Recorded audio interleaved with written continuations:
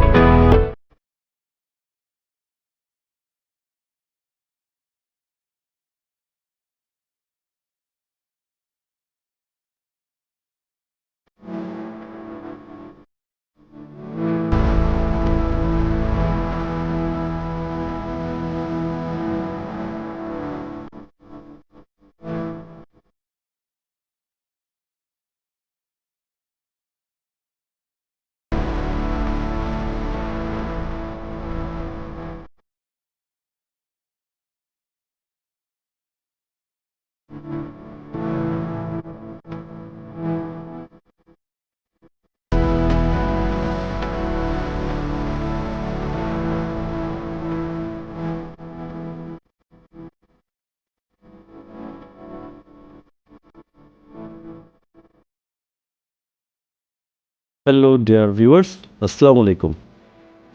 আমাদের প্রজেক্ট তো দেখলেন, তো অনেকেই আসলে মনে হতে পারে যে আমাদের প্রজেক্ট কারো কাছে ভালো লাগতে পারে বা কারো কাছে আমি জানি না খারাপও লাগতে পারে, কিন্তু আমরা সব সময় আসলে চেষ্টা করি যে এক একটা ক্লায়েন্ট এক এক রকম হয়, এক একটা ক্লায়েন্টের টেস্ট এক এক রকম থাকে।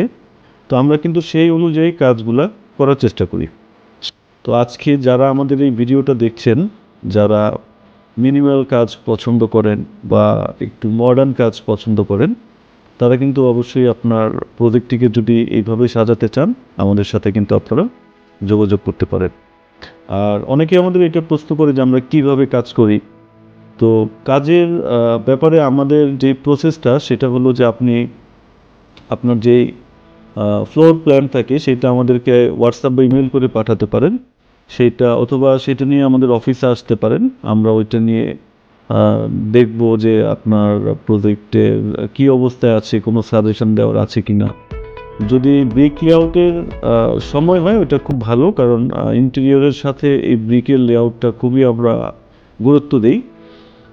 অনেক সময় দেখা গেছে যে একটা প্রজেক্ট ফ্ল্যাটের ওয়াল কমপ্লিট হয়ে গেছে, তখন আমাদের কাছে আপনারা আসেন, সেই সময় কাজ করতে গেলে অনেক কিছুই আছে যেটা একটু চেঞ্জ করতে হয় বা একটু মডিফিকেশন করার প্রয়োজন হয়। বাট এটা যদি শুরু থেকে হয় তখন কিন্তু এই হ্যাসেলটা হয় না।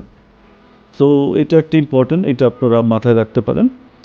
আর কাকে দিয়ে কাজ করাবেন এটাও একটা, আপনারা অনেক সময় অনলাইনে যে সমস্ত কাজ দেখেন সবার কিন্তু কাজগুলা অনেক সময় প্র্যাকটিক্যাল কাজ হয় না, অনেকে 3D দেখিয়ে আপনাকে হয়তো কাজ করবে। কিন্তু যে কোনো ফার্মকে আপনারা যখন পছন্দ করবেন তাদের প্র্যাকটিক্যাল কাজগুলো তাদের পেজ বা ওয়েবসাইটে গিয়ে দেখবেন, এটা অবশ্যই আমি মনে করি করণীয়। আর তাদের অফিসে ভিজিট করবেন, কারণ অফিস ভিজিট করলে অবশ্যই অফিস একটা প্রতিষ্ঠান তাদের ওই তাদের ইমেজটাকে তুলে ধরে যে কোম্পানিটা কেমন, অফিসের লোকেশন কোথায়। সো এটা একটা ইম্পর্টেন্ট।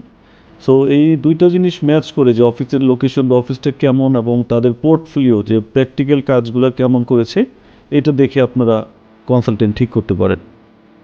তো যাই হোক, নেক্সটে আবার হয়তো অন্য কোনো বিষয় নিয়ে খুব শীঘ্রই আপনাদের সামনে আসবো। সবাই ভালো থাকবে।